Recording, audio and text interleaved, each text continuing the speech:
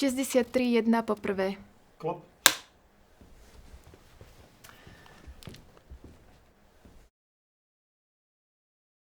Jeden z mojich pedagógov, ktorí ma učili, ešte stále žijú. Je to môj kolega Emil Horvát. A našťastie, a chvála Bohu, mám s ním taký vzťah, že ešte sa ho môžem pýtať veci a myslím si, že aj sa ho pýtam. Ale čo som sa ho ešte nespýtal, je, že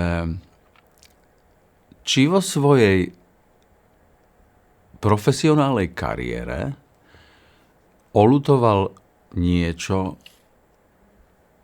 čo neurobil, prípadne urobil. To by bolo asi taká možno prvá otázka, čo by ma celkom zaujímala. A je možné, že sa ho to opýtam. A druhá je, že prečo prestal učiť?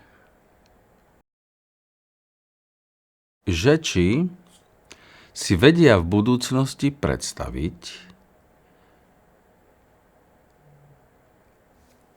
svoju tvorbu s umelou inteligenciou.